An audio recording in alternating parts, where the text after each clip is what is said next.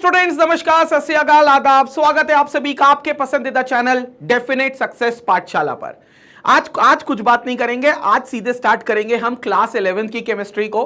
कोई कमिटमेंट्स नहीं, कोई बात नहीं, कोई कुछ नहीं, सीधे अब तुमको वीडियो देंगे और सीधे अब स्टार्ट करेंगे तुम्हें पढ़ाना। क्योंकि समझ सकते हैं इंतजार बहुत कर लिया है, क्लास 11 की केमिस्ट्री कब शुरू होगी, कब शुरू होगी, कब शुरू होगी। हर वीडियो में कमेंट आया था, हर वीडियो में कमेंट, लाइव सेशन में हो तो चैट में आ रहा है, वीडियो अपलोड हो रहा है तो कमेंट में आ रहा है, कम्युनिटी पोस्ट पे जा रहे हो तो फिर वहां पर तुम लिख कर दे रहे हो। तो ठीक है, मैं समझ सकता हूं तुम सबकी नाराजगी। तो कोई भी बात करे बिना सीधे स्टार्ट करते आज के सेशन के साथ क्लास 11th की केमिस्ट्री को। तो बिल्कुल री एनर्जाइज होकर पूरे नए तरंगे, नई उमंगों के साथ आज स्टार्ट करते हैं क्लास 11th की केमिस्ट्री। और उस क्लास 11th की केमिस्ट्री का पहला chapter some basic concepts of chemistry की शुरुआत करते हैं। तो finally let's start some basic concepts of chemistry, जो क्लास 11th की केमिस्ट्री का पहला चैप्टर है। अब देखो, पहली चीज तो समझ लो ये बात कि जब मैं बोलता हूं some basic concepts of chemistry और ये बोलता हूं कि क्लास 11th का पहला चैप्टर है, इसका मतलब यह कतई नहीं है कि इस चैप्टर में पढ़ाई गई हर चीज सिर्फ इस चैप्टर में यूज होगी। एकदम मन में बिठा लो एक बात, इस चैप्टर में तुम जो भी पढ़ोगे ये पूरी केमिस्ट्री के में आपको काम आएगी और पूरी केमिस्ट्री का एक बेसिक प्रिंसिपल्स, एक बेसिक कंसेप्ट्स आपको देने वाली है।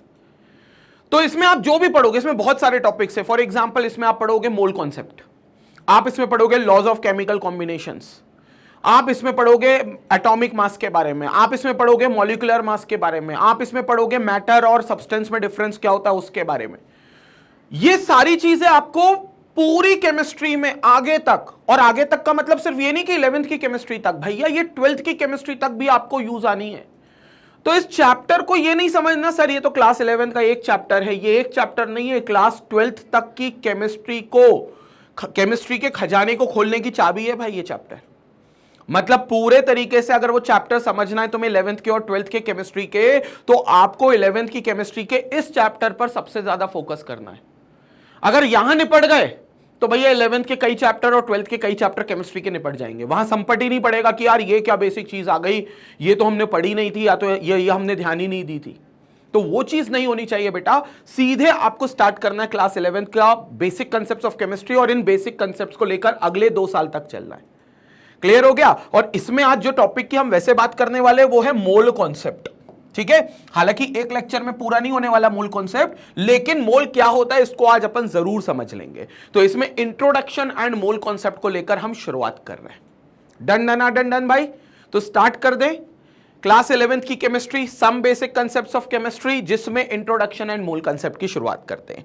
अब सबसे पहले अगर कोई मुझसे पूछे मोल कॉन्सेप्ट होता क्या है सर, या फॉर दैट मैटर मोल क्या होते हैं सर, हमने तो मोल के बारे में ही नहीं जाना। वैसे एक बात बताऊं, ये नाम जो है ना मोल, ये तुम पहली बार नहीं सुन रहे हो।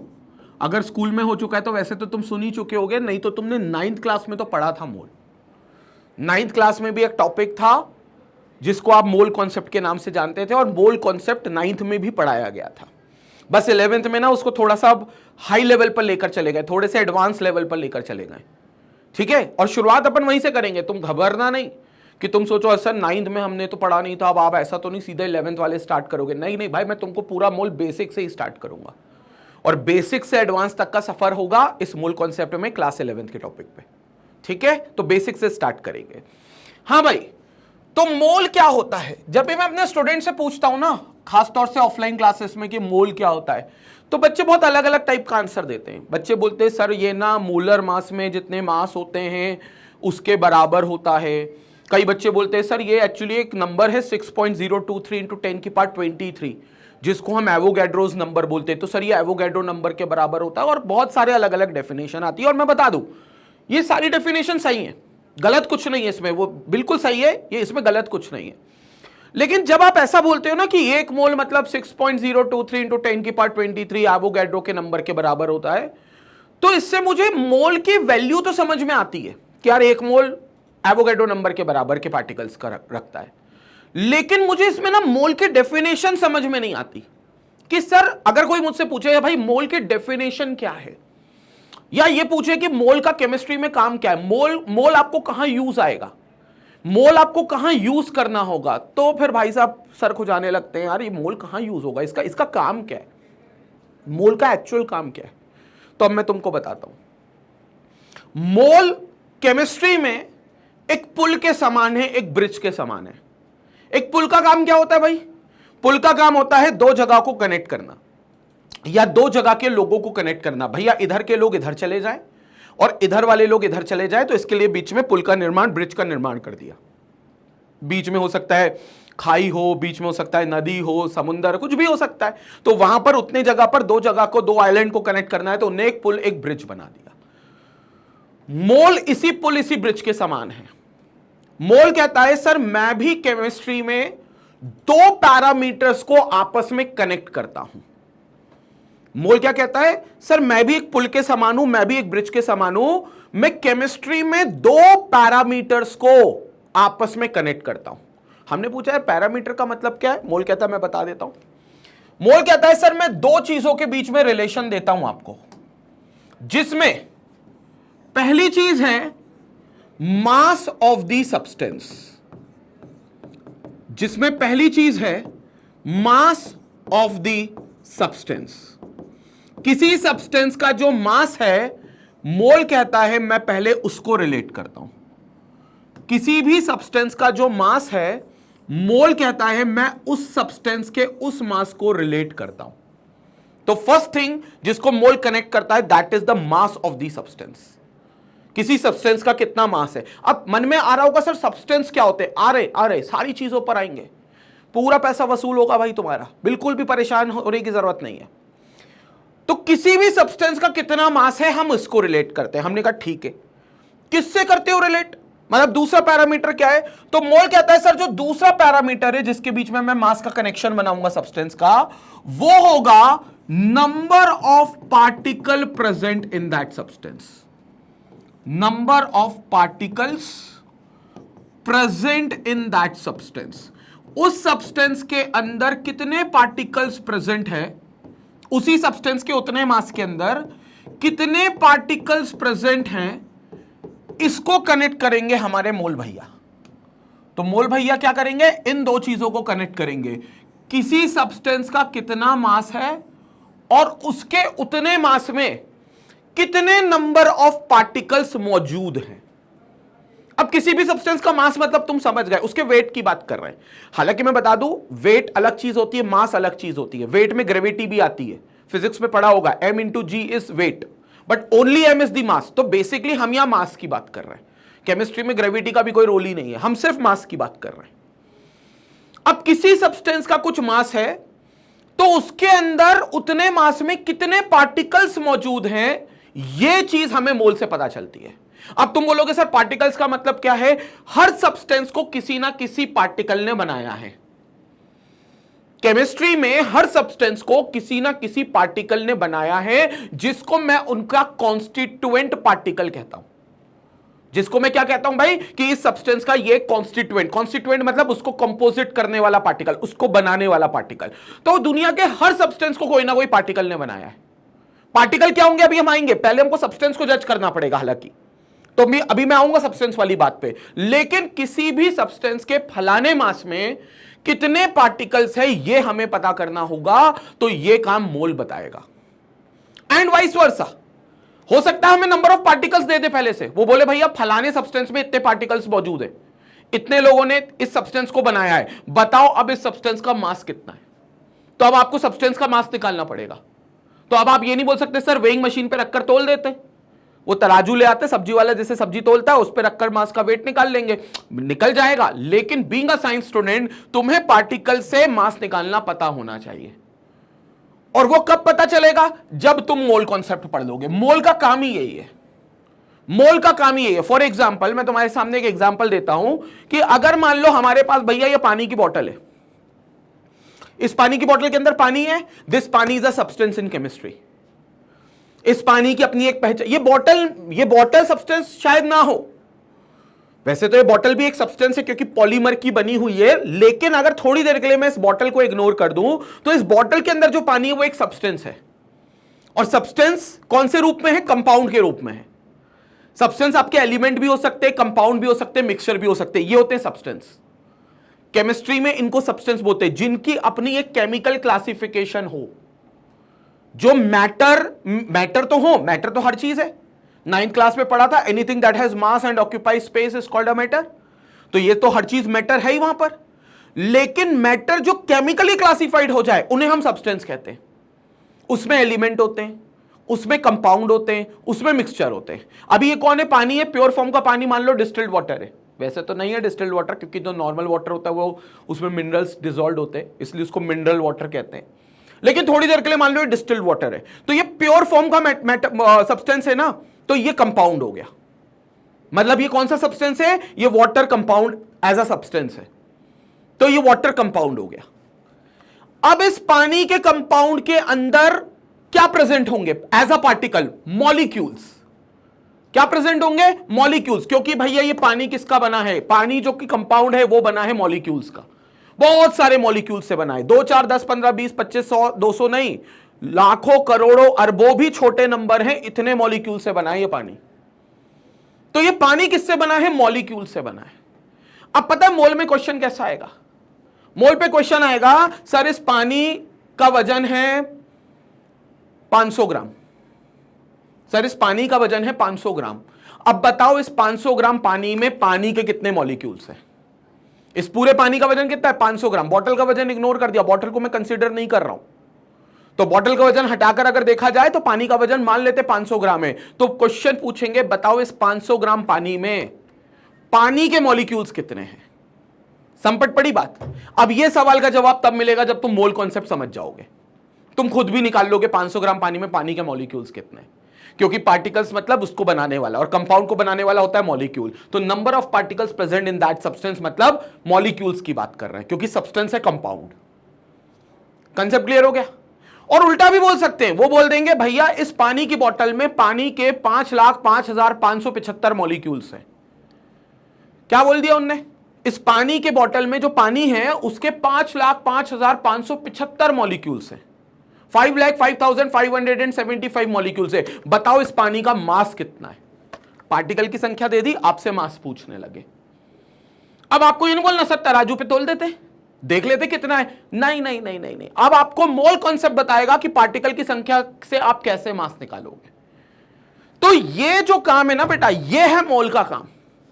तो mole always relates the mass of a particular substance with the number of particles present in that substance, with the number of particles present in that substance की उस मास में कितने पार्टिकल्स मौजूद हैं या कितने पार्टिकल्स का कितना मास है। यह है मोल का एक्चुअल काम केमिस्ट्री में। इस तरीके के क्वेश्चन को सॉल्व करवाना मोल का काम है कि मास दे देंगे, पार्टिकल की संख्या निकालनी है, पार्टिकल दे देंगे, मास की संख्या निकालनी है। संपट पड़ गई ये बात, संपट पड़ गई। तो मतलब मोल का काम पहले समझो, मोल का काम क्या है। मोल 6.023 इंटू 10 की बात 23 के बराबर होता है, सही बात है। मोल मोलर मास के बराबर होता है, सही बात है। लेकिन इससे आपको ये नहीं समझ में आता ना कि मोल का काम क्या है यार, हम इसको यूज कहां करने वाले। तो मोल को हम ऐसी जगह यूज करेंगे, ये है मोल की वर्किंग। अब लेकिन हमें तो सर अभी दिक्कत है कि हम सब्सटेंस को खुल के समझ ही नहीं पा रहे। अभी हमको तो यही नहीं पता सर सब्सटेंस क्या होता है और कैसे होता है, कितने प्रकार का होता है। तो पहले हम चर्चा करते हैं सब्सटेंस की, ठीक है। अगर मैं सब्सटेंस की बात करूं तो सबसे पहले सबसे ऊपर आता है मैटर। 9th क्लास में एक चैप्टर था, पहला chapter matter in our surroundings, अगर तुम्हें याद हो तो उसमें बताया गया था anything that has mass and occupies space is called a matter. वो कोई भी चीज जिसके पास खुद का मास हो और कहीं रखने पर वो कुछ जगह को घेरे, स्पेस को ऑक्यूपाई करे। जनरली वो पता है कितना स्पेस ऑक्यूपाई करेगी, जितना उसका खुद का वॉल्यूम होगा। तो जितना उसका वॉल्यूम होगा उतनी स्पेस को वो ऑक्यूपाई कर लेगी भाई। तो कोई भी चीज जिसके पास खुद का मास हो और खुद के वॉल्यूम के बराबर की स्पेस को अगर ऑक्यूपाई करे तो उस चीज को हम मैटर कह देते हैं। ये मैटर है, ये लिखी उसकी definition, anything that has mass and occupy space is called a matter. अब उस मैटर के दो क्लासिफिकेशन है, एक फिजिकल क्लासिफिकेशन, एक केमिकल क्लासिफिकेशन। फिजिकल क्लासिफिकेशन में आपने 9th में पढ़ा है कि मैटर 3 स्टेट्स में बंट सकता है, या तो कोई मैटर सॉलिड स्टेट में होगा, या लिक्विड स्टेट में होगा, या गैसियस स्टेट में होगा। बेसिक चीज है, बेसिक चीज है। देख लो, मैंने तुमको कमिट किया था कि मैं बिल्कुल बेसिक से उठाऊंगा और बेसिक से एडवांस तक लेकर जाएंगे भाई। यही डेफिनेट सक्सेस पाठशाला की खूबसूरती है।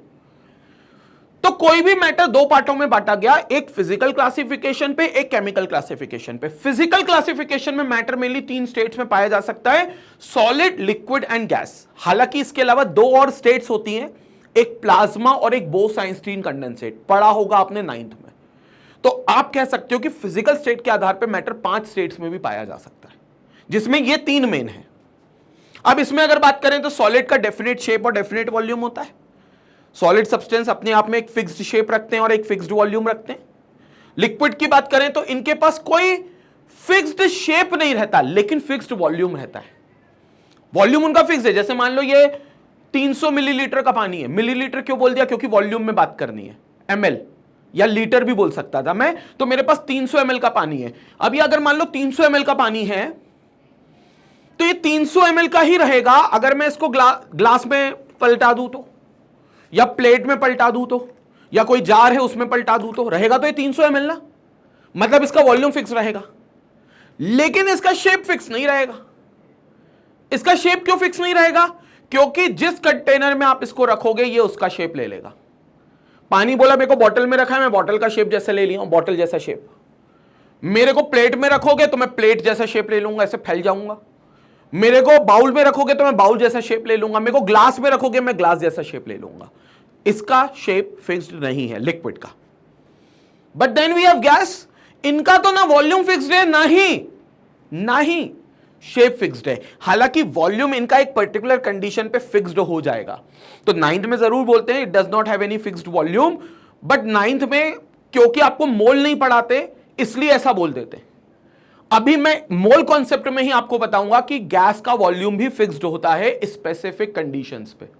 वो स्पेसिफिक कंडीशंस क्या है इसकी चर्चा करेंगे। तो हम ये नहीं बोल रहे कि गैस का फिक्स्ड वॉल्यूम नहीं होता, गैस का भी वॉल्यूम फिक्स्ड होता है। और हां, शेप फिक्स नहीं होता, क्योंकि गैस के मॉलिक्यूल्स रैंडमली मूव करते हैं, और जब रैंडमली किसी रूम पे मूव करेंगे, किसी रूम के अंदर, तो वो डिफरेंट शेप्स को पोजेस करते जाएंगे, अलग अलग शेप उनका होता जाएगा। क्लियर हो गई बात?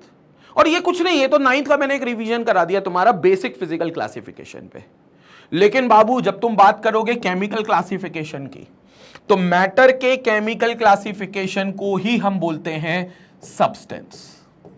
This is substance.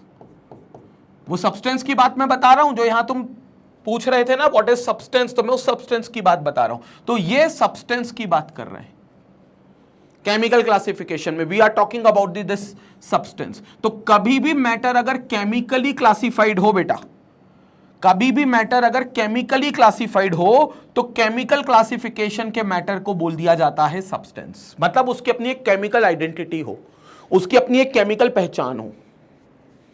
जैसे सल्फ्यूरिक एसिड है, तो सल्फ्यूरिक एसिड आपको पता है केमिकल पहचान है, तो मैटर तो है, मैटर तो सब चीजें हैं, क्योंकि उसका अपना मास है, उसका अपना वॉल्यूम है, वो जगह भी घेरेगा, तो मैटर तो है। लेकिन उसकी केमिकल पहचान भी है, सल्फ्यूरिक एसिड, फॉर्मूला H2SO4।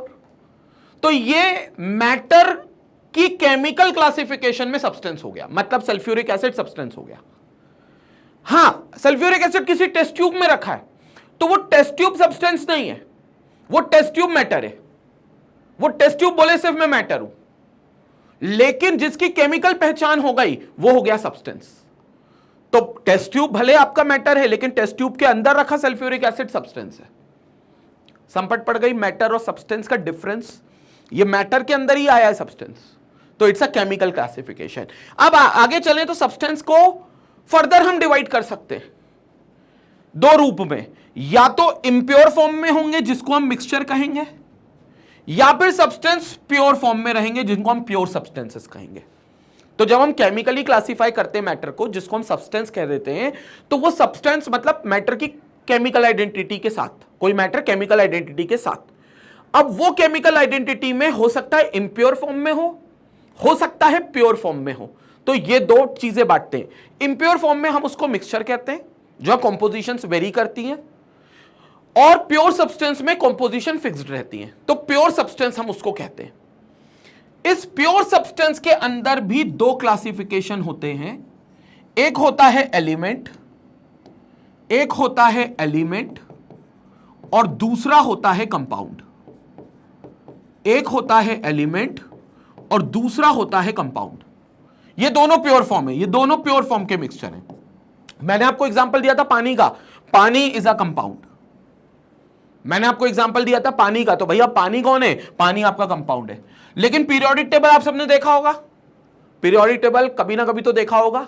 उसके अंदर कौन है? Hydrogen, helium, lithium, beryllium, boron, carbon, nitrogen, gold, silver, platinum, copper, zinc, mercury, बहुत कुछ है। वो सब कौन है? वो सब एलिमेंट है, वो सब एलिमेंट है। तो ऑल दीज आर एलिमेंट्स। तो यहां पर प्योर सब्सटेंसेस की कैटेगरी दो में बंटती है। प्योर सब्सटेंसेस एलिमेंट्स को भी कहा जाता है और प्योर सब्सटेंसेस कंपाउंड्स को भी कहा जाता है। जबकि मिक्सचर एक अलग हो गया, मिक्सचर एक अलग हो गया। तो अब कोई मुझसे पूछे सर सब्सटेंसेस क्या होते हैं, तो पहली बात जिनकी अपनी केमिकल आइडेंटिटी होती है, ऐसे मैटर को हम सब्सटेंसेस कहते हैं। और मेरे लिए सब्सटेंसेस तीन पार्ट में बट गए सीधे सीधे। पहला, या तो सब्सटेंस एलिमेंट होगा, एलिमेंट फॉर्म में जो पीरियोडिक टेबल में दिए गए, या सब्सटेंस कंपाउंड होगा, जैसे मैंने वाटर का एग्जांपल लिया, जब एलिमेंट्स केमिकली रिएक्ट कर जाए तो वो कंपाउंड बन जाते हैं। जैसे वाटर का एग्जांपल लिया, कार्बन डाइऑक्साइड, NaOH, घर में यूज होने वाला नमक, तुम्हारे देश का नमक, टाटा नमक, NaCl, ये सब कंपाउंड है कि एलिमेंट की रिएक्शन से बन गए। या फिर ये होगा मिक्सचर, या फिर ये होगा मिक्सचर।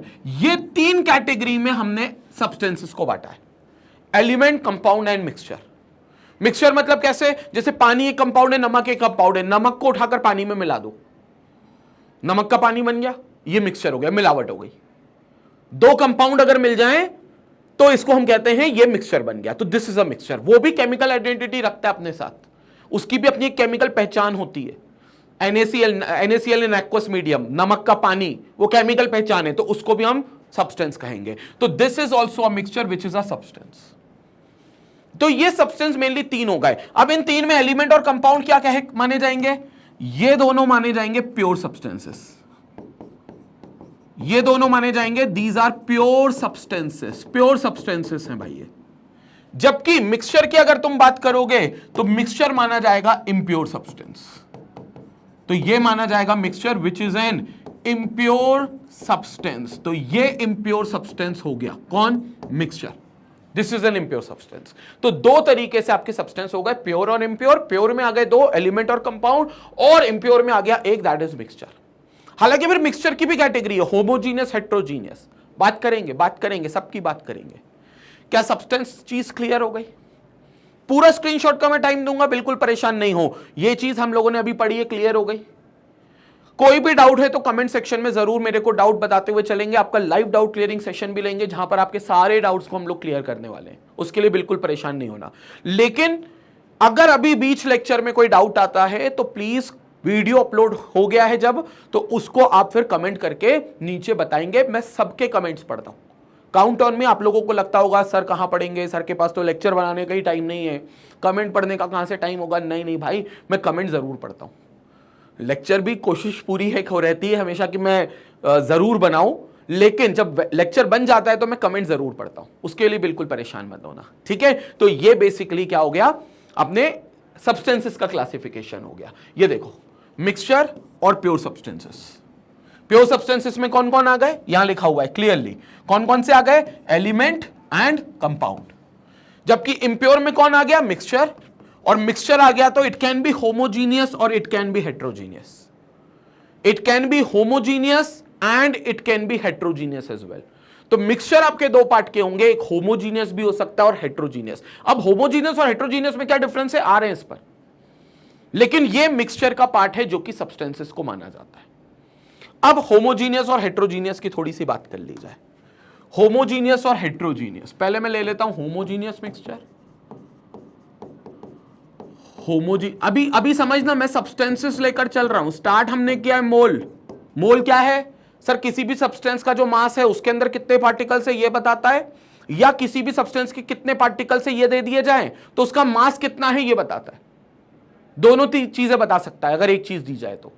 कंसेप्ट क्लियर है?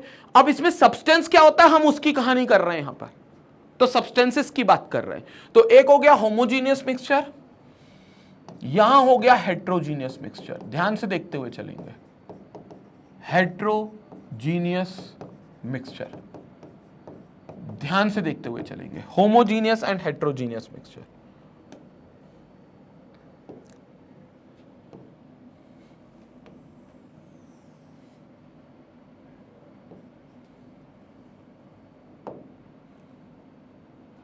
डिफरेंस करते हुए चल रहा है, ठीक है। तो let's talk about homogeneous mixture and heterogeneous mixture.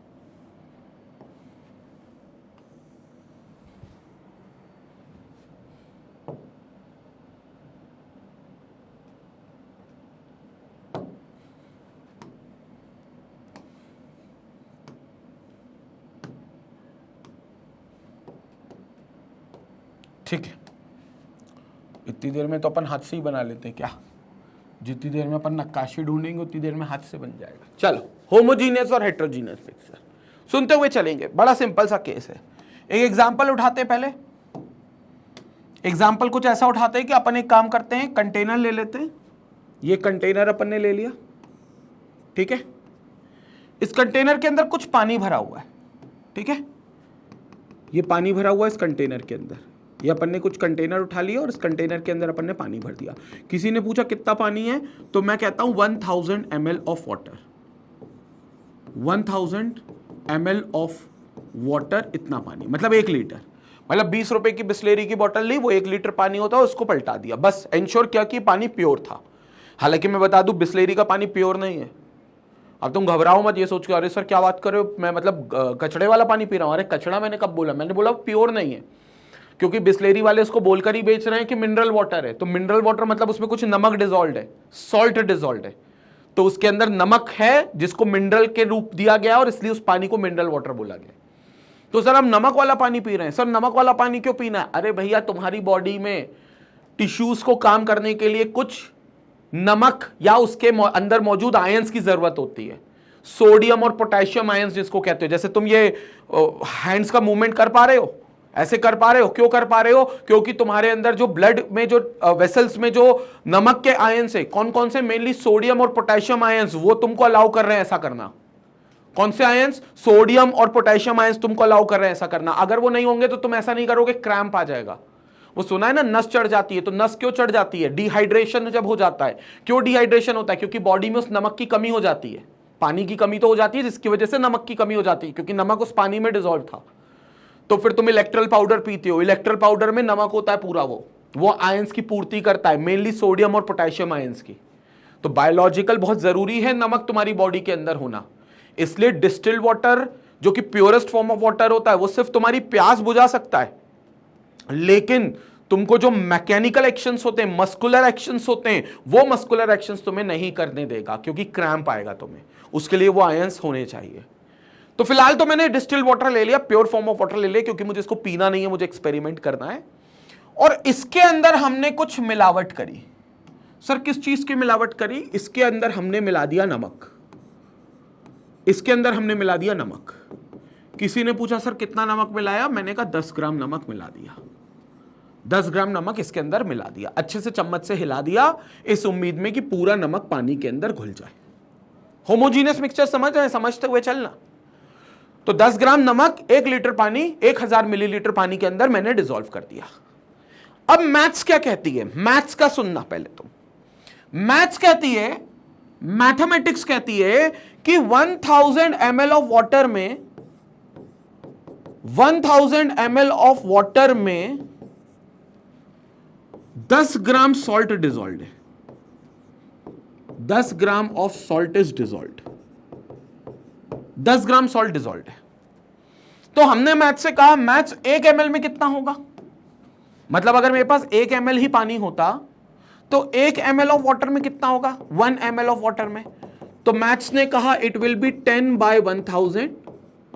10/1000 मतलब 0.01 ग्राम।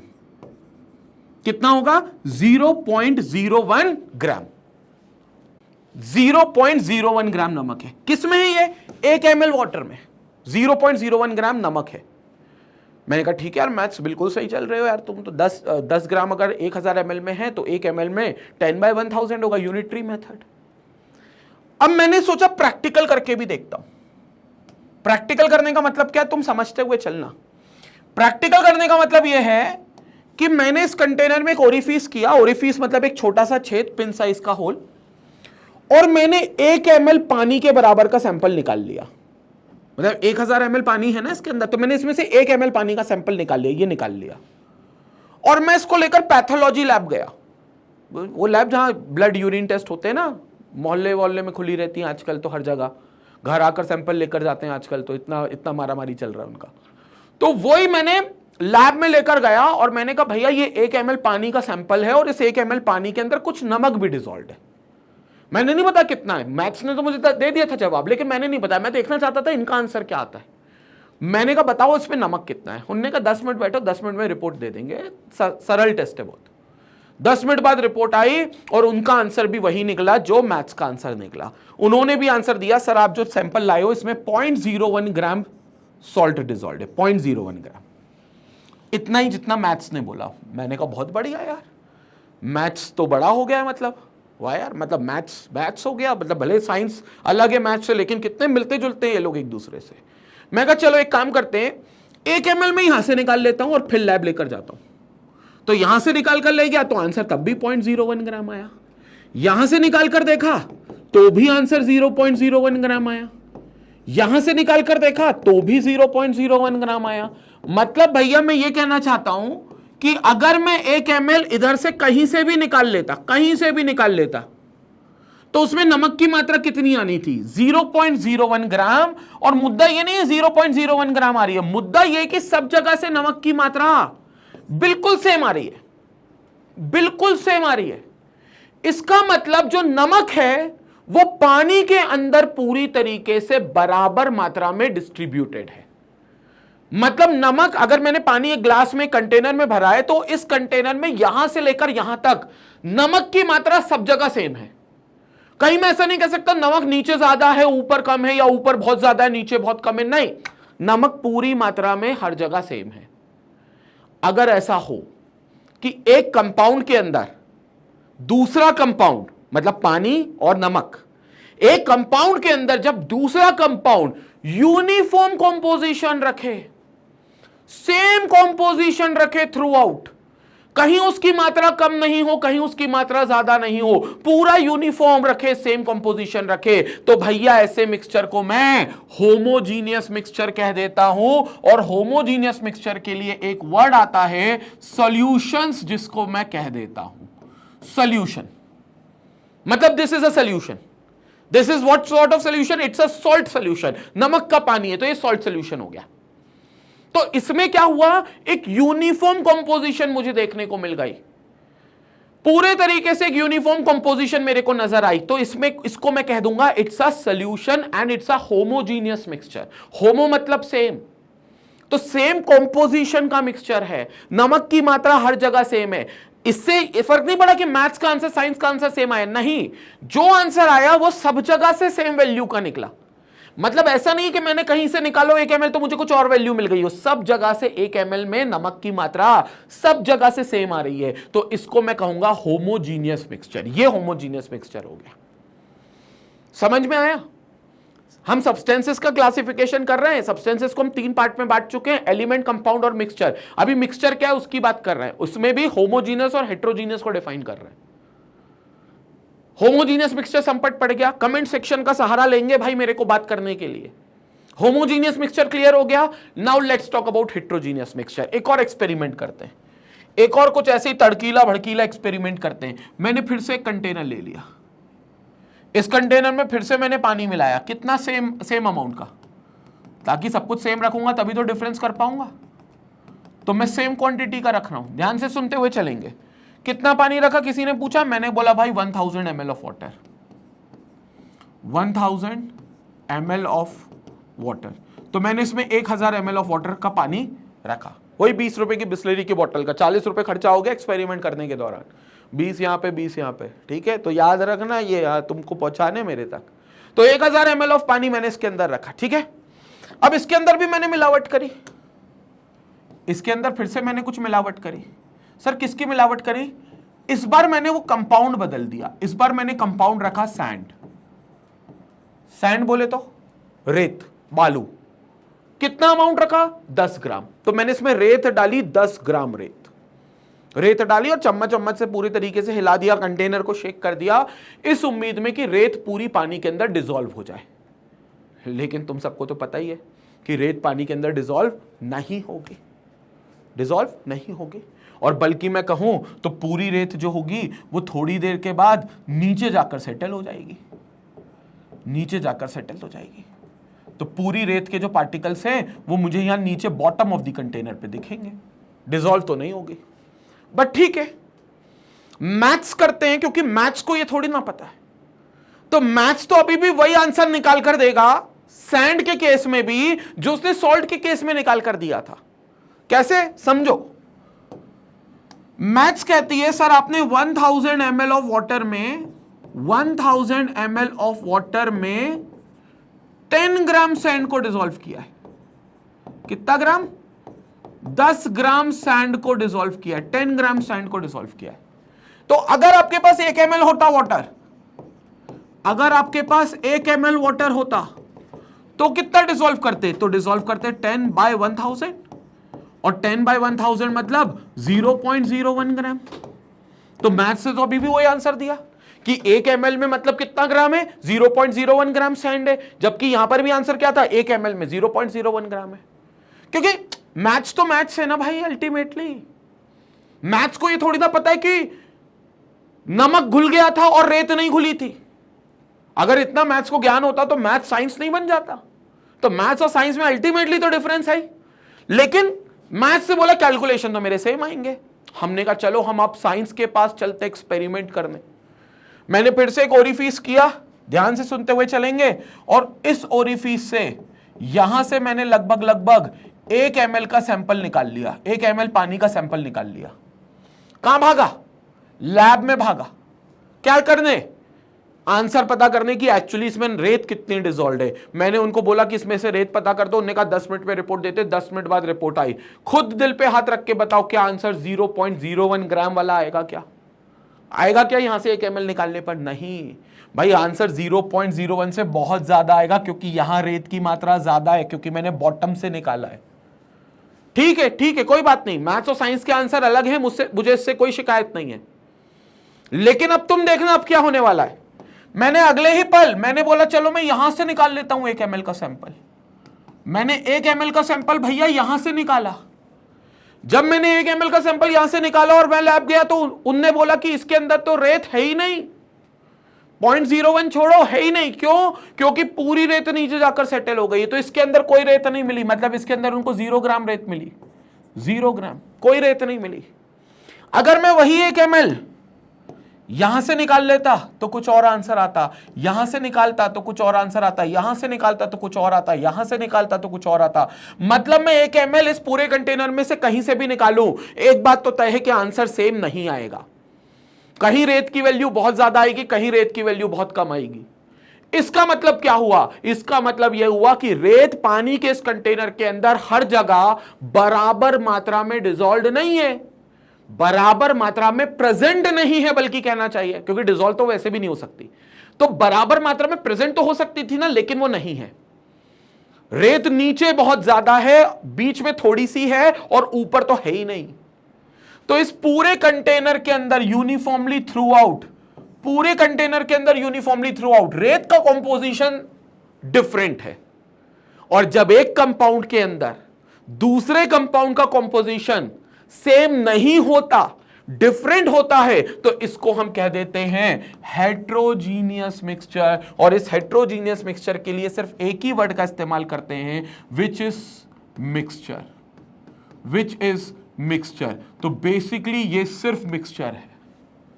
हेट्रोजीनियस मिक्सचर बोल लो या सिर्फ मिक्सचर बोल दो, तो ये हेट्रोजीनियस है। So when a compound is having a different composition into the other compound while forming a mixture, then such mixtures are called as heterogeneous mixture। और यहां पर क्या था? यहां पर सबका कंपोजिशन सेम था, मतलब यहां पर नमक थ्रू आउट ऊपर से नीचे तक सेम था। तो ये हो गए हमारे होमोजीनियस मिक्सचर, ये हो गया हमारा हेट्रोजीनियस मिक्सचर। होमोजीनियस मिक्सचर को हम सॉल्यूशन कह सकते हैं, हेट्रोजीनियस मिक्सचर को हम सिर्फ मिक्सचर कहते हैं। तो if somebody ask you what is the difference between solution and a mixture, तो आई होप अब तुम बता सकते हो सॉल्यूशन क्या है, मिक्सचर क्या है, इसको बहुत अच्छे से तुम कैटेगराइज कर सकते हो। यूनिफॉर्म कंपोजिशन हो तो होमोजीनियस, नॉन यूनिफॉर्म कंपोजिशन हो तो हेट्रोजीनियस। अब जैसे मैं तुम्हें एक एग्जांपल देता हूं, जैसे अभी समर के टाइम पर तुम देखना वेंडर खड़े हो जाते हैं नींबू पानी वाले, नींबू पानी के ठेले काफी लगने लगते हैं, देखा होगा। तो उसमें जो नींबू शिकंजी है ना, प्रॉपर नींबू शिकंजी में क्या है, पानी है, नमक है, शक्कर है, नींबू है। वो जो नींबू शिकंजी है वो आइडियल केस है होमोजीनियस मिक्सचर सोल्यूशन का। अगर उसने बकायदा छाना वाना है प्रॉपर, मतलब उसमें ना लेमन के वो रेशे भी नहीं आने चाहिए, थ्रेड भी नहीं आने चाहिए, फाइबर्स नहीं आने चाहिए, तो वो अगर प्रॉपर उसने फिल्टर किया है तो नींबू शिकंजी बेस्ट एग्जांपल है होमोजीनियस मिक्सचर का। क्यों भैया? क्योंकि पहली सिप में जो स्वाद आता है आखिरी सिप तक भी वही स्वाद आता है, मतलब नमक, नींबू, शक्कर की मात्रा हर सिप में सेम मिल रही है। Solution homogeneous mixture, uniform composition. लेकिन भाई नींबू पानी वाले से बोल दो भैया जलजीरा बनाकर दे दे, या वो पुदीने वाला पानी बनाकर दे दे, तो उसमें देखा होगा जलजीरे का मसाला डाल देता है वो भर भर के, फिर पानी डाल देता है, फिर वो एकदम से उसको शेक करता है और पीने देता है। तो कभी उस जलजीरे को पिया है तो तुमको पहले 2, 4, 10 सिप में तो अच्छा टेस्ट आएगा, खट्टा खट्टा बढ़िया लग रहा है सर जलजीरा, बट आखिरी सिप गलती से पी लोगे तो भाई मुंह झन्ना जाएगा। क्यों? क्योंकि पूरा जलजीरे वाला मसाला लास्ट सिप में आ गया। क्यों? क्योंकि नीचे वाली सिप में जलजीरे का मसाला ज्यादा था, बॉटम ऑफ द ग्लास में, और ऊपर कम था। मतलब जलजीरे का मसाला थ्रू आउट ग्लास के कंपोजिशन में सेम नहीं था, ऊपर कम था, नीचे नीचे जैसे जाते गए बढ़ता गया, और लास्ट वाली सिप में तो मुंह झन्ना आ गया, इतना ज्यादा था। तो इसका मतलब जलजीरे का पानी इज अ हेट्रोजीनियस मिक्सचर, जिसको सिर्फ मिक्सचर बोल सकते हो। संपट पड़ी बात होमोजीनियस और हेट्रोजीनियस के डिफरेंस की। ये बहुत इंपॉर्टेंट है इसको समझना, होमोजीनियस मिक्सचर और हेट्रोजीनियस मिक्सचर को, और दोनों ही मिक्सचर की कैटेगरी, क्योंकि दोनों में अल्टीमेटली आप मिलावट कर रहे हो। बस कौन सा कंपाउंड पूरे जगह सेम मात्रा में मिला है तो वो होमोजीनियस बन जाता है, और सेम मात्रा में नहीं मिला तो हेट्रोजीनियस बन जाता है, बट मिलावट तो हो गई ना। तो इस मिलावट की वजह से आप इसको कह दोगे it is a mixture. Concept clear हो गया पूरे तरीके से? तो मिक्सचर का कंसेप्ट उम्मीद करते हैं क्लियर हो गया होगा, होमोजीनियस, हेट्रोजीनियस। और हम यहां क्यों आ गए? क्योंकि भैया हम सब्सटेंसेस को क्लासिफाई कर रहे हैं, केमिकल क्लासिफिकेशन, मतलब we are classifying the substances. Sir substances को क्लासिफाई कर क्यों रहे हैं? क्योंकि मोल कॉन्सेप्ट में हमें सब्सटेंसेस के बारे में पढ़ना था, क्योंकि मोल जो है वो सब्सटेंसेस से रिलेटेड है, क्योंकि मोल जो है वो सब्सटेंसेस से रिलेटेड है। पहली स्लाइड में मैंने बताया था मोल सब्सटेंसेस से रिलेटेड है। It relates the mass of the substance with the number of particles. अभी क्या रिलेशन है ये तो बाद में करेंगे बात, ये तो पूरा मोल कॉन्सेप्ट में हम बात करेंगे, लेकिन सब्सटेंसेस क्या है अभी सब्सटेंसेस को समझना, जानना, पहचानना जरूरी है। ये सब्सटेंसेस वर्ड आई होप अब क्लियर हो गया होगा। ये सब्सटेंस क्या है, यहां पर भी देखो सब्सटेंस है तो ये क्या है, क्लियर हो गया? तो सर हम कौन सा केस लेकर चलेंगे मोल कॉन्सेप्ट में? हमने पढ़ा है सब्सटेंसेस 3 होते हैं, एलिमेंट, कंपाउंड और मिक्सचर। तो इन तीनों में से हम किसका केस लेकर चलेंगे? हम सिर्फ मिक्सचर का केस नहीं लेंगे, बाकी एलिमेंट और कंपाउंड का लेंगे। क्यों सर? मतलब मिक्सचर के लिए मोल कॉन्सेप्ट नहीं पढ़ते क्या? नहीं पढ़ते हैं वो, लेकिन 12th में पढ़ेंगे थोड़ा सा, अभी नहीं। अभी हम सिर्फ मोल कॉन्सेप्ट को बेसिक तरीके से समझना चाह रहे हैं, तो हम 2 ही केस लेकर चलेंगे, एक एलिमेंट का केस, एक कंपाउंड का केस। एलिमेंट का केस और कंपाउंड का केस, ठीक है? तो वो मोल कॉन्सेप्ट हम शुरू करेंगे, बट पहले क्या करो, इसका स्क्रीनशॉट ले लो, इस वाले पार्ट का स्क्रीनशॉट ले लो, फिर आगे चलते हैं।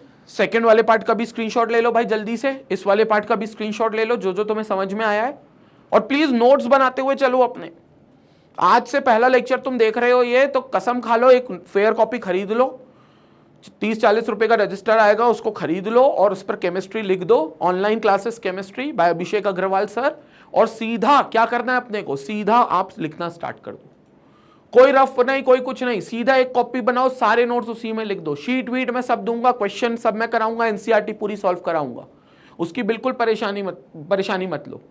कब कराऊंगा, कैसे कराऊंगा, ये मैं कुछ बोल ही नहीं रहा, क्योंकि मेरे को ऐसा लगता है जब भी मैं बोलता हूं तो टोक लग जाती है कुछ ना कुछ, इसलिए अभी मैंने बोलना ही छोड़ दिया। तो अब सीधे तुम्हें सेशंस मिलेंगे भाई, बोल ही नहीं रहा, ठीक है? इसको टीप लो जल्दी से, तुम टीप लो फटाफट, ये चीज तुम देख लो जल्दी से पूरे तरीके से, ठीक है? आगे आ जाओ। ये सब्सटेंसेस के मेनली 3 टाइप, एलिमेंट, कंपाउंड और मिक्सचर, जिसकी मैं बात कर रहा था। इसमें से अभी फिलहाल मोल के लिए प्योर सब्सटेंसेस में काम आएगा, ये यूज करेंगे हम लोग मोल के लिए। अभी मिक्सचर की हम बात नहीं करेंगे ज्यादा, जितनी बात करनी थी मिक्सचर की वो मैंने यहां पर कर ली थी, ये वही क्लासिफिकेशन, मिक्सचर की जितनी बात करनी है वो मैंने यहां पर कर ली है। इसका स्क्रीनशॉट अच्छे से ले लो भाई, इसका स्क्रीनशॉट अच्छे से ले लो। तो क्लियर हो गया बच्चों, ये मिक्सचर और जो सॉल्यूशंस होते हैं उसके बीच का difference, homogeneous mixture, heterogeneous mixture का डिफरेंस, और ये सब सब्सटेंसेस के ही पार्ट है। 3 पार्टों में बांटा गया है, एलिमेंट, कंपाउंड एंड मिक्सचर। मोल के लिए एलिमेंट कंपाउंड जरूरी है, मिक्सचर को हम थोड़ी देर के बाद समझेंगे। मतलब मोल जब आगे बढ़ेगा 12th क्लास में, तब हम लोग मिक्सचर के लिए बात करेंगे, होमोजीनियस मिक्सचर के लिए बात करेंगे। इनफैक्ट क्लास 12th की केमिस्ट्री का पहला चैप्टर है होमोजीनियस मिक्सचर, जिसका नाम है सॉल्यूशंस। पहला चैप्टर ही सॉल्यूशंस के नाम का है, तो वहां पर हम लोग डिटेल में मोल की बात करेंगे। अब हमें यह समझना है कि जो मैटर अल्टीमेटली होता है या जो सब्सटेंस अल्टीमेटली होता है, इसकी और क्या क्या पैरामीटर्स हो सकते हैं। जैसे मोल ने तो बता दिया कि भैया मैं मास को और पार्टिकल को रिलेट करूंगा, लेकिन क्या सिर्फ मास और पार्टिकल ही होते हैं पैरामीटर जो सब्सटेंस के नापे जा सकते हैं? क्या कुछ और भी चीजें होती हैं किसी मैटर की या किसी सब्सटेंस की जिसको नाप सकते हो? भले मोल में वो यूज ना हो, भले मोल उनको रिलेट ना करे, लेकिन क्या किसी सब्सटेंसेस के कोई और पैरामीटर भी होते हैं? तो बिल्कुल हाँ, होते हैं। आइए उन्हीं पैरामीटर्स को हम एक एक करके डिस्कस चलेंगे मेजरमेंट ऑफ फिजिकल प्रॉपर्टीज में, जिसमें हम सबसे पहले बात करेंगे कि जो नंबर बेस्ड होती हैं, जो मेजरमेंट्स नंबर बेस्ड होते हैं। नंबर बेस्ड मेजरमेंट में जैसे आता है लेंथ। सपोज करो कोई भी सॉलिड ऑब्जेक्ट है आपके पास, तो आप उस सॉलिड ऑब्जेक्ट के डायमेंशंस निकाल सकते हो, उन सॉलिड सब्सटेंसेस के डायमेंशन निकाल सकते हो। वो आपको एक लेंथ जैसे दे देगा। जैसे कोई एक रूम है सपोज करो, अब उसकी एक लेंथ मिल जाएगी आपको कि इस रूम की लंबाई जो है वो 6 मीटर है। तो ये किसी सब्सटेंस में आपको यूज करना पड़ सकता है। अब तुम बोलोगे सर लंबाई कहां यूज होगी? लंबाई यूज नहीं होगी। अगर आपको वॉल्यूम निकालना पड़ गया तो वॉल्यूम के लिए तो आपको length into breadth into height करना पड़ेगा ना, तो उसमें तो लेंथ पता होनी चाहिए। तो वो बेसिकली एक यूनिट होगी। So any quantitative observation, any quantitative observation or measurement such as length, area, volume is represented by a number followed by units. Number होगा कोई और उस नंबर के आगे उसकी यूनिट्स होगी जिसमें उसको मेजर किया गया। यूनिट्स मतलब वो एक चीज होगी जिसमें, जैसे आपने लेंथ को मीटर में डिनोट किया तो मीटर एक यूनिट हो गई, आपने एरिया को मीटर स्क्वायर में डिनोट किया तो आपने मीटर स्क्वायर उसकी एक यूनिट हो गई। तो यूनिट मतलब एक नंबर होगा और उसके आगे उसकी एक यूनिट होगी। बेसिक चीज है बहुत। Unit, a unit is the standard of reference chosen to measure और express any physical quantity. It's a standard और रेफरेंस को, तो स्टैंडर्ड लेकर रखा है आपने, एक रेफरेंस ले रखा है ताकि आप किसी भी मेजरमेंट को एक्सप्रेस कर सको। तो मेजरमेंट को एक्सप्रेस करना है किसी भी फिजिकल क्वांटिटी का, तो वो आपने एक यूनिट बनाकर रखी है। तो दैट इज द यूनिट। और टोटल एसआई यूनिट्स जो हैं, एसआई यूनिट्स मतलब सिस्टम फॉर इंटरनेशनल यूनिट, जिसको एसआई सिस्टम फॉर यूनिट्स भी कहते हैं, सिस्टम फॉर इंटरनेशनल यूनिट्स। अब ये क्या है? सिस्टम फॉर इंटरनेशनल मतलब एक पूरा एक सिस्टम बनाकर रखा है जो इंटरनेशनली यूनिट्स को असाइन करता है। इंटरनेशनली यूनिट्स को असाइन करने का मतलब क्या है कि हर देश को बोला गया है कि आपको लेंथ उसी यूनिट में नापनी है। इंटरनेशनली बोल रखा है बात।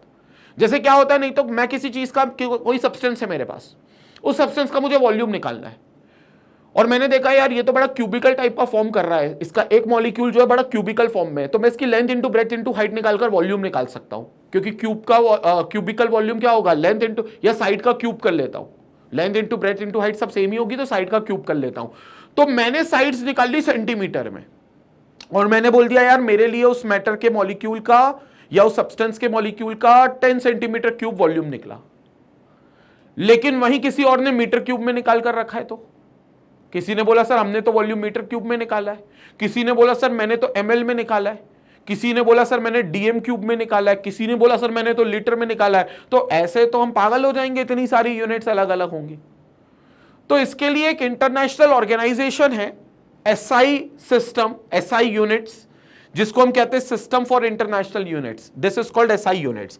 इन्होंने बोल रखा है कि हर देश को एक पर्टिकुलर हर चीज की एक स्पेसिफिक यूनिट में ही नापना है, और ऐसा उनने 7 फंडामेंटल क्वांटिटीज के लिए किया है। जो 7 फंडामेंटल क्वांटिटीज होती हैं, कौन कौन सी होती है अभी चर्चा करते हैं। उन 7 फंडामेंटल क्वांटिटीज के लिए वो यूनिट्स बनाकर रखी है। जैसे फंडामेंटल क्वांटिटीज कौन कौन सी हो गई?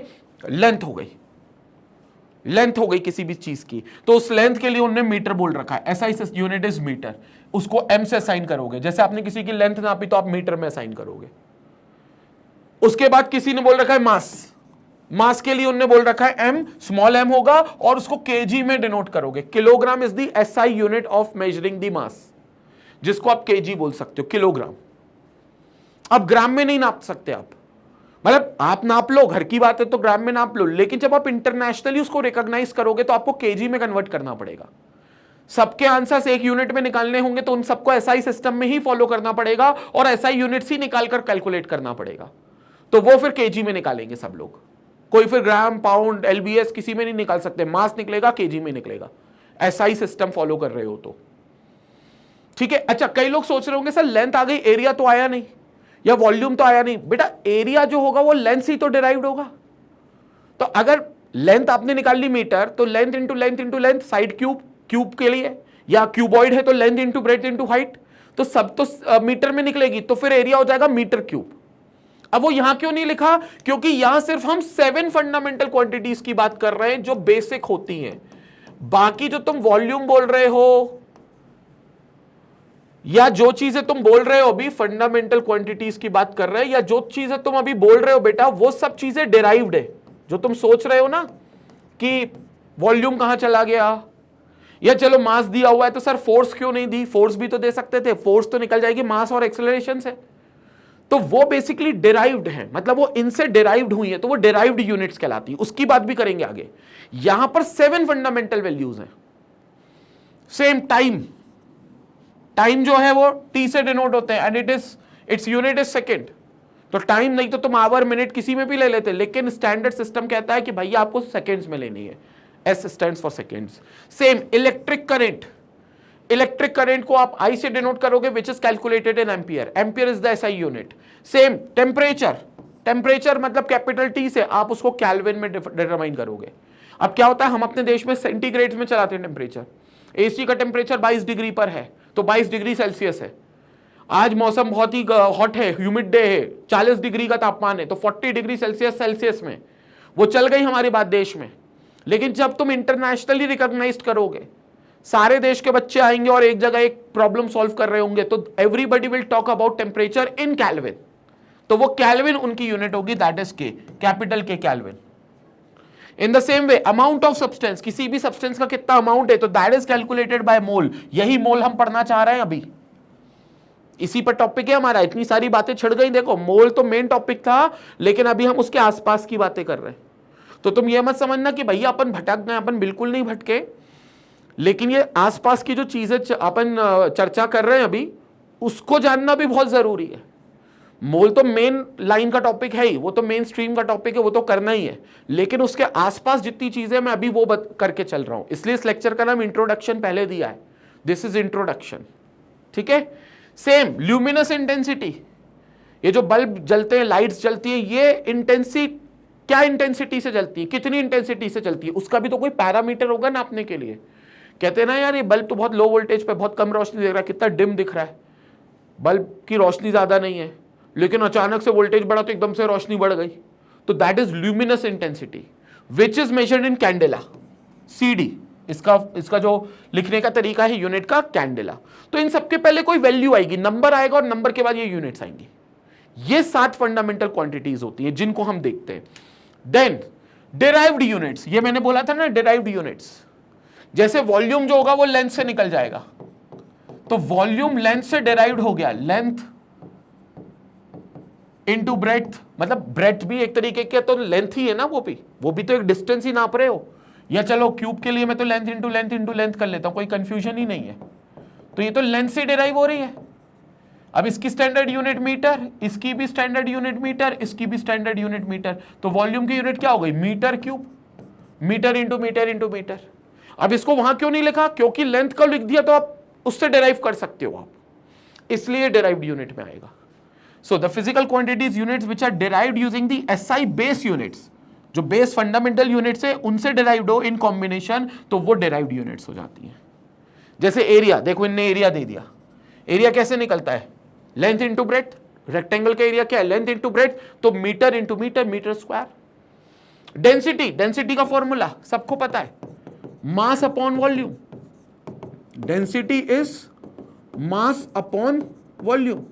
तो डेंसिटी का फॉर्मूला है मास अपॉन वॉल्यूम, तो मास अपॉन वॉल्यूम कर लेंगे। तो मास की यूनिट क्या हो गई बोलो, standard kg, unit is SI system में केजी, और वॉल्यूम की मीटर क्यूब, तो kg metre cube is the value of density, is the unit of density. अब ये डिराइव्ड हो गई, बेसिकली मास फंडामेंटल था, वॉल्यूम फंडामेंटल था, और इससे डिराइव्ड हो गई, तो ये डेंसिटी डिराइव्ड हो गई। क्लियर होता हुआ चल रहा है, एकदम क्लियर है, ये चीज इंपॉर्टेंट है। Now the difference between mass and weight, ये बात हम कर चुके हैं। किसी भी सब्सटेंस के अपना जो कॉम्पोजिशन होता है वो मास होता है, लेकिन उस कॉम्पोजिशन के साथ वो अर्थ पे या जिस किसी भी प्लैनेट पे हो उस पे जो फोर्स लगाता है उसकी ग्रेविटी की वजह से वो वेट हो जाता है। वो जो फोर्स की वैल्यू है वो वेट हो गया।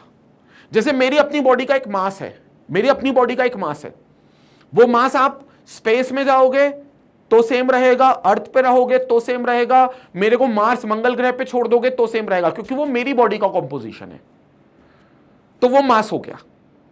लेकिन उसको मैं कहां पर लगा रहा हूं, जैसे मैं इस धरती पे खड़ा हूं तो मैं धरती के सेंटर की तरफ एक फोर्स लगा रहा हूं ना, हम अर्थ के सरकमफेरेंस पे हैं, हम कहां पर हैं, हम अर्थ के सरकमफेरेंस पे, ये अर्थ का सरकमफेरेंस है सपोज, दिस इज सेंटर। तो अगर हम लोग यहां हैं, हम लोग कहां हैं, ये यहां पर है, यहां पर हम लोग, यहां पर हम लोग, तो मेरी बॉडी का अपना एक मास है, लेकिन वो एक फोर्स लगा रही है अर्थ के सरकमफेरेंस पे जो उसको सेंटर की तरफ लेकर जा रहा है, जो उसको सेंटर की तरफ लेकर जा रहा है। तो वो जो फोर्स लग रहा है दैट फोर्स इज वेट, वो जो फोर्स लग रहा है बेटा दैट फोर्स इज वेट। अब ये अर्थ पे कुछ और लग रहा है, स्पेस में कुछ और होगा, मार्स पे कुछ और होगा, मून पे कुछ और होगा, अलग जगह पर अलग होगा, क्योंकि अर्थ की ग्रेविटी अलग है, बाकी जगह की ग्रेविटी अलग है। तो ये ग्रेविटी की वजह से लगने वाला फोर्स है जो ग्रेविटी और मेरे मास की वजह से लगता है। तो फोर्स, वेट और मास में ये अंतर है, वेट इज अ फोर्स लेकिन मास कॉम्पोजिशन है, हमारा खुद का कॉम्पोजिशन है। This is the basic difference between mass and weight. और ये बहुत छोटे छोटे कंसेप्ट है जिसको अपन को क्लियर करते हुए चलना है बेटा। So mass of a substance is the amount of matter present in it. Composition है, कितना मैटर उस सब्सटेंस के अंदर प्रेजेंट है, वो उस मैटर का अमाउंट है उसके अंदर, the amount of matter present in it, while weight is the force exerted by gravity on an object. It is a force exerted by gravity, gravity के द्वारा exert किया गया force है उस ऑब्जेक्ट पर, तो वो वेट हो गया। इसलिए हम मास तो m से डिनोट करते हैं जो फंडामेंटल है, लेकिन जो वेट होता है वो मास इनटू ग्रेविटी होता है, बल्कि एक्सेलरेशन ड्यू टू ग्रेविटी होता है, एक्सेलरेशन ड्यू टू ग्रेविटी। तो वेट को W डिनोट करते हैं, मास को m और ग्रेविटी को g, तो this is m into g, gravity का मल्टीप्लाई कर दो तो तुम्हारा वेट निकलेगा। तो जब तुम वेइंग मशीन पे खड़े होते हो ना बेटा, तो वेइंग मशीन पे तुम्हारा वेट दिखाता होगा सपोज 60 kg, वो kg पता नहीं क्यों बोलते हैं, वो एक्चुअली 60 न्यूटन का फोर्स है जो तुम लगा रहे हो धरती पे। तुम वो 60 वैल्यू का फोर्स लगा रहे हो धरती पे, क्योंकि वो तुम्हारा फोर्स कैलकुलेट कर रहा है। तुम वेइंग मशीन के ऊपर चढ़ गए तो क्या तुम वेइंग मशीन पे फोर्स नहीं लगा रहे, तो तुम्हारे फोर्स की वैल्यू 60, उसको 9.8 से डिवाइड कर दो, क्योंकि धरती की ग्रेविटी होती है 9.8, तो तुम्हारा मास आ जाएगा। चलो मान लो थोड़ी देर के लिए 10 राउंड फिगर में ले लिया, तो तुम्हारा एक्चुअली 6 kg का मास है जो धरती पे 60 दिख रहा है, क्योंकि धरती की ग्रेविटी मान लिए 10, वैसे 9.8 है, मान लिए 10। मून पे कुछ और दिखेगा तुम्हारा वेट, लेकिन वहां मास 6 kg रहेगा, वेट कुछ और होगा, क्योंकि वहां g की वैल्यू, ग्रेविटी के वैल्यू बदल जाएगी। कंसेप्ट क्लियर हो गया ये चीज। तो ये मास और वेट बड़ा इंपॉर्टेंट है, जिसमें मास की तो ऐसा यूनिट हमने पढ़ ली kg है। अच्छा, कोई पूछे वेट की ऐसा यूनिट क्या होगी, तो वेट डिराइव्ड है, वेट के अंदर मास बैठा है तो मतलब मास से डिराइव्ड हो रहा है वो, तो वेट डिराइव्ड यूनिट है, तो वेट की यूनिट क्या होगी, मास इनटू जी। मास की यूनिट बोलो, मास की unit is kg standard, into gravity की यूनिट बोलो acceleration due to gravity. Basically ये एक्सेलरेशन है, और एक्सेलरेशन होता है मीटर पर सेकेंड स्क्वायर, तो इट इज मीटर पर सेकेंड स्क्वायर। तो इसकी यूनिट क्या हो गई, केजी मीटर पर सेकेंड स्क्वायर, ये यूनिट हो गई वेट की। This is the unit of weight. जो कि डिराइव्ड करा है मैंने, तो वेट डिराइव्ड यूनिट में आ गया, मास बेस यूनिट में आ गया। 7 बेस यूनिट होती हैं, ये 7 बेस यूनिट है, अल्टीमेटली ये 7 बेस यूनिट काम की है तुम्हारी। और इस पर भी एक रोचक बात है, वो रोचक बात हमको मोल में मिलने वाली है, मतलब इस बेस यूनिट पर भी एक रोचक बात है। वो रोचक बात हमको मोल कंसेप्ट जब मैं पढ़ाऊंगा, पहला रिलेशन मोल और मास का, वहां पर मैं बताऊंगा। अभी तो हम मोल को स्टार्ट करे थे, लेकिन फिर हमने सारी चीजें जो बेसिक कंसेप्ट जुड़ सकते हैं मैटर और सब्सटेंसेस को लेकर, हम उसकी बात करने लग गए। ठीक है, तो ये चीज की जरूर स्क्रीनशॉट ले लो, क्योंकि ये चीज बड़ी इंपॉर्टेंट है भाई। ये 7 फंडामेंटल क्वांटिटीज है जिसको बेस यूनिट्स बोलते हैं। तो बेसिकली ये 7 फंडामेंटल यूनिट्स होती हैं जिनको अपने को ध्यान रखना है। अल्टीमेटली कोई भी मैटर हो या कोई भी सब्सटेंस हो, केमिस्ट्री में तो हालांकि आप देखो, केमिस्ट्री में तुम्हें लेंथ इसलिए जरूरत पड़ेगी क्योंकि तुम्हें किसी भी सब्सटेंस का वॉल्यूम निकालना पड़ सकता है। तुमको पानी दे दिया, बताओ पानी का कितना वॉल्यूम है, तो तुम्हें शायद लेंथ की जरूरत पड़ेगी, मास की जरूरत पड़ेगी। ठीक है, टाइम की रिक्वायरमेंट नहीं है इतनी, ये फिजिक्स में चला जाता है ये वाला वैल्यू काम में। इलेक्ट्रिक करंट की बिल्कुल भी जरूरत नहीं है। टेम्परेचर की तुम्हें जरूरत पड़ेगी, क्योंकि तुम्हें पूछ लिया जाएगा फलाना पानी रखा हुआ है, सपोज पानी सब्सटेंस है, उस सब्सटेंस का टेम्परेचर क्या है, तो टेम्परेचर पता होना चाहिए। तो इसलिए टेम्परेचर की यूनिट पता होनी चाहिए कि वो केल्विन में नापना है। अमाउंट ऑफ सब्सटेंस तो केमिस्ट्री में 100% जरूरत पड़ेगी, वही तो हम पढ़ रहे हैं, मोल। ठीक है, ल्यूमिनस इंटेंसिटी की कोई जरूरत नहीं है, कैंडल आपको इतना याद नहीं रखना है, क्योंकि आपको यहां पर कोई बल्ब ट्यूबलाइट नहीं जलानी, ये फिजिक्स का काम है। ठीक है, तो ये चीजें जो हैं मैं फिर से टिक कर देता हूं, लेंथ की जरूरत पड़ेगी, मास की जरूरत पड़ेगी, टेम्परेचर की जरूरत पड़ेगी और अमाउंट ऑफ सब्सटेंस। ये 4 बेस यूनिट्स को याद रखेंगे। बेस यूनिट्स मतलब फंडामेंटल यूनिट्स। ये 4 डायरेक्टली भी यूज हो सकती हैं और ये 4 डिराइव्ड करके भी यूज हो सकती है, तो ये डिराइव्ड भी कर सकते हैं। क्लियर हो गया? तो ये बेसिकली होती है बेटा अपनी बेसिक फंडामेंटल यूनिट्स और डिराइव्ड यूनिट्स, ठीक है, जिनकी अपन ने बात करी है। अब अगले लेक्चर में अपन कुछ और यूनिट्स की भी बात करेंगे, जैसे वॉल्यूम के बारे में, टेम्परेचर के बारे में, प्रेशर के बारे में। ठीक है, मोल कॉन्सेप्ट तो अपने को स्टार्ट करना ही है। मोल कॉन्सेप्ट तो अपन स्टार्ट कर ही रहे हैं, क्योंकि सब्सटेंसेस के लिए मोल चलते हैं। लेकिन सब्सटेंसेस क्या होते हैं, उनकी क्या क्या यूनिट्स होती हैं, क्या क्या उनके पैरामीटर्स होते हैं जिनको मेजर किया जा सकता है, सब्सटेंसेस कितने प्रकार के होते हैं, एलिमेंट, कंपाउंड, मिक्सचर, फिर मिक्सचर कितने प्रकार के होते हैं, ये सारी चीजें, ये सारी चर्चा हमने करी आज के अपने इस वीडियो में। क्लियर हो गया? इसी वीडियो के आगे अब आएगा हमारे कुछ और बेसिक टर्म्स, जैसे volume of a substance, temperature of a substance, pressure of a substance, तो कुछ और बेसिक पैरामीटर्स के हम सब्सटेंसेस की बात करेंगे। और फिर थर्ड लेक्चर में हम लोग बात करेंगे मोल कॉन्सेप्ट की, कि मोल कॉन्सेप्ट का अब यूज क्या है। तब और क्लियर अंडरस्टैंडिंग होगी मोल कॉन्सेप्ट को लेकर कि किस तरीके से मोल कॉन्सेप्ट काम करता है। ठीक है, तो आज के लेक्चर के लिए फिलहाल इतना ही। बाकी आपको पता है कि डेफिनेट सक्सेस पाठशाला के प्लेटफॉर्म पर क्लास 9 से लेकर क्लास 10th और अब 11th के लेक्चर्स भी आपके लिए मौजूद हैं, जो बिल्कुल यूट्यूब पर मौजूद है फ्री ऑफ कॉस्ट। मतलब कोई सब्सक्रिप्शन नहीं है, कोई पेमेंट नहीं करना, कुछ नहीं करना, बिल्कुल फ्री ऑफ कॉस्ट अवेलेबल है।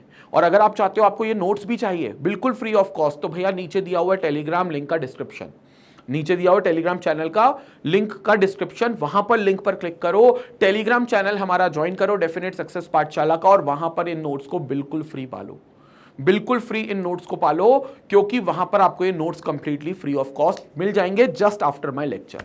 इन केस अगर आपको कोई डाउट है तो प्लीज उस डाउट को नीचे मेंशन करें, कमेंट सेक्शन में जरूर लिखें। एक डाउट जरूर होगा कि क्या अब आपके लेक्चर बैक टू बैक आएंगे, तो इसको मत लिखना कमेंट, ये मैं मानकर चल चुका हूं, ये तुम्हारा बट ऑब्वियस क्वेश्चन है, ये मैं बाय डिफॉल्ट पिन करके रख देता हूं, क्योंकि ये क्वेश्चन हमेशा आएगा। और यकीन मानो कि मेरे हमेशा से कोशिश रहती है कि मैं तुम्हारे लिए बैक टू बैक लेक्चर्स लाऊं। ठीक है, आगे क्या होने वाला है मैं कुछ नहीं बोलूंगा, वो टोक लग जाती है, अभी शुरुआत कर दी है तो बस अभी चलने दो। ठीक है, तो जरूर नीचे कमेंट करना अगर तुमको कोई भी डाउट आता है, और अगर अभी तक चैनल को सब्सक्राइब नहीं किया है तो चैनल को जरूर सब्सक्राइब करके रखें। अगर अभी तक बेल आइकन का बटन नहीं दबाया तो भैया नोटिफिकेशन नहीं आएंगे, फिर तुम कोई इंपॉर्टेंट लेक्चर मिस आउट कर जाओगे, इसलिए बेल आइकन का बटन दबा कर रखेंगे। और अब तक लोगों तक अगर ये चैनल नहीं पहुंचाया है तुमने अपने दोस्तों तक, स्कूल के, कोचिंग के, कॉलोनी के, अभी जो 11th क्लास में आ गए हैं, जो भटक रहे थे या जो इंतजार में बैठे थे कि कब डेफिनेट सक्सेस पर अभिषेक सर केमिस्ट्री 11th लेकर आएंगे, तो भैया तुम्हारे सारे सवालों का जवाब इस वीडियो में है। ये वीडियो शेयर करो और उनको बोलो चैनल को पक्के से सब्सक्राइब कर ले। ठीक है, तो इंतजार रहेगा अगले वीडियो में, हम जरूर मिलेंगे। इसी के आगे का लेक्चर चलेगा, अब 11th पूरा कंटिन्यूएशन में चलेगा। फर्स्ट चैप्टर पूरा हम निपटाएंगे, फिर सेकंड, फिर थर्ड, इसी सीक्वेंस में हम लोग फॉलो करते हुए चलेंगे। इसलिए मिस आउट मत करना। पूरा ट्रस्ट अपना अभी भी कह रहा हूं, रिक्वेस्ट कर रहा हूं कि बिल्कुल बनाकर रखना। मैंने ट्रस्ट पहले भी नहीं तोड़ा था, जानबूझकर बिल्कुल नहीं तोड़ा था, और आगे मैं जितना भी डैमेज हुआ होगा उसको भी मैं रिपेयर कर दूंगा, उसकी टेंशन बिल्कुल मत लेना। So thank you for watching us, stay tuned, stay connected. Thank you all students, thank you so much.